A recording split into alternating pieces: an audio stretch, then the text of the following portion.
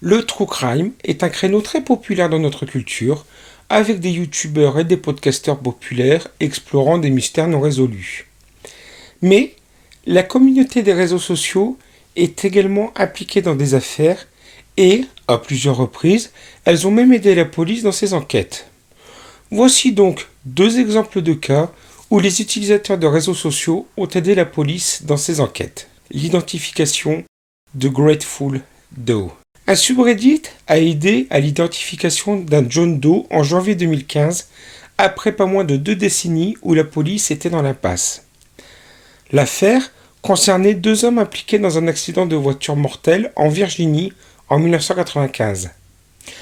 Alors que le conducteur de la camionnette a été immédiatement identifié comme étant Michael Hager, 21 ans, l'identité de son jeune passager est restée inconnue pendant 20 ans. On soupçonne que Michael se soit endormi au volant et que sa camionnette ait heurté un arbre, tuant les 2 jeunes hommes sur le coup. Au moment où il a été retrouvé, le jeune homme avait dans sa poche 2 talons de billets pour le groupe The Grateful Dead et il portait même le t-shirt du groupe. Une note a également été trouvée sur lui disant « Jason, désolé, nous devions y aller, à bientôt. Appelle-moi au 914 Caroline T et Caroline O. Bye. » Il a été du coup nommé Jason Doe par les enquêteurs, puis 10 ans plus tard, Grateful Doe. Leila Bates, une redditeuse australienne, s'est intéressée au cas de Grateful Doe. Elle est à l'origine du subreddit appelé r/Grateful Doe avec l'espoir de pouvoir identifier le jeune homme. Au fil du temps, sa communauté a grandi, permettant aussi au cas de Jason de devenir viral. Puis, un jour, Leila reçoit le message d'un redditeur nommé Steve. Il explique que les photos de Grateful Doe lui font penser à son colocataire d'université, Jason Callahan. Steve a d'ailleurs envoyé à Leila des photos de son ami, et oui, ils étaient vraiment identiques. Steve décrit Jason comme un hippie et un grand fan des Grateful Dead. La dernière fois qu'il a vu Jason, c'était en 1995, année de sa disparition. Le jeune homme de 19 ans avait quitté sa maison de Myrtle Beach pour suivre The Grateful Dead à travers les États-Unis pendant leur tournée. Au moment où Steve a contacté Leila, la mère de Jason est tombée sur le subreddit. Lorsqu'elle a vu les photos de Jason et le profil de Grateful Doe, elle a contacté le service de police de Myrtle Beach en Caroline du Sud.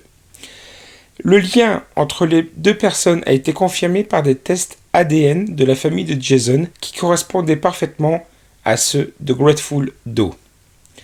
Après 20 ans d'attente, les Callahan ont finalement découvert ce qui était arrivé à leur fils Jason, et ce, grâce au travail d'un détective amateur sur Internet. Le délit de fuite de Susan Rainwater. Parfois, les utilisateurs de réseaux sociaux qui aident à résoudre les crimes ne sont pas des fans d'affaires criminelles.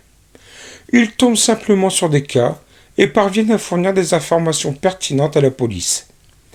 C'est ce qui s'est passé dans l'enquête sur le délit de fuite de Susan Rainwater, où une photo demandant aux utilisateurs d'identifier une pièce de voiture a permis de résoudre l'affaire.